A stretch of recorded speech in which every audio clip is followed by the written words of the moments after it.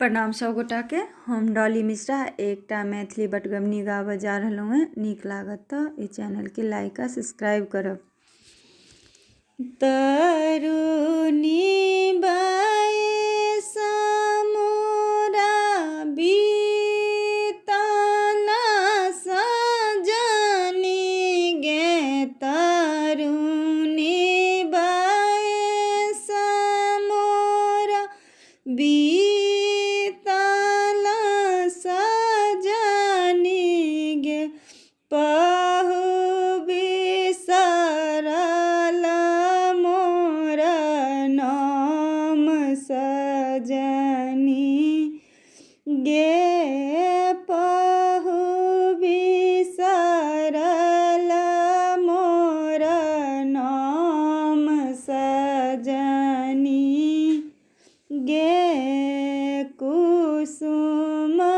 फूलिए फूल मौलाला सजनी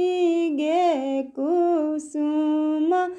फूलिए फूल मौलाला सजनी गे, भवरने राम सजनी गे, भवरने बिस राम सजनी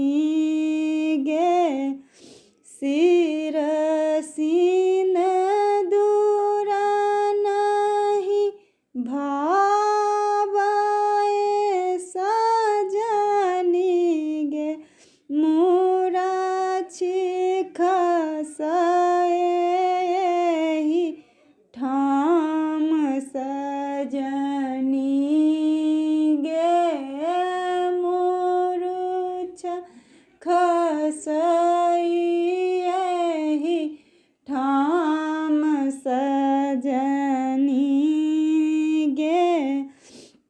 उठैत परम व्याकुल सजनी गे, देवकिए भेली बाम सजनी गे, देवकिए भेली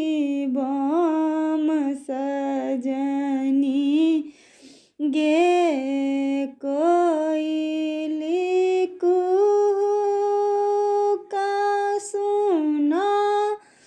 ओला सजनी गे,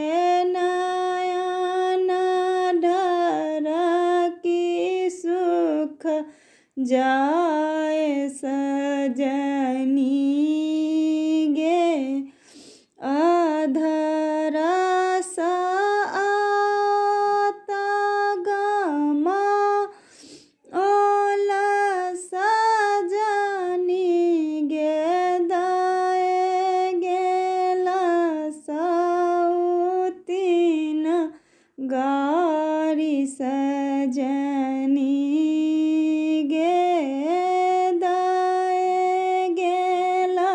सौतीन गारी सजनी गे,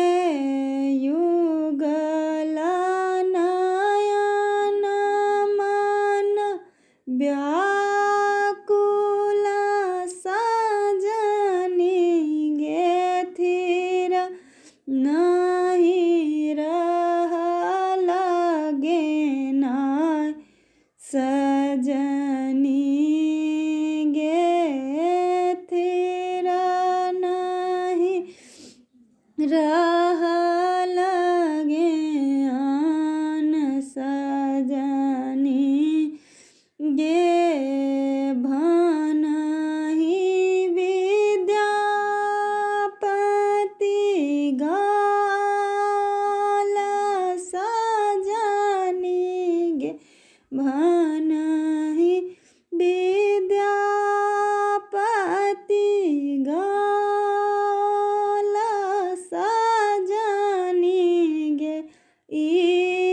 छति दुख का निदान।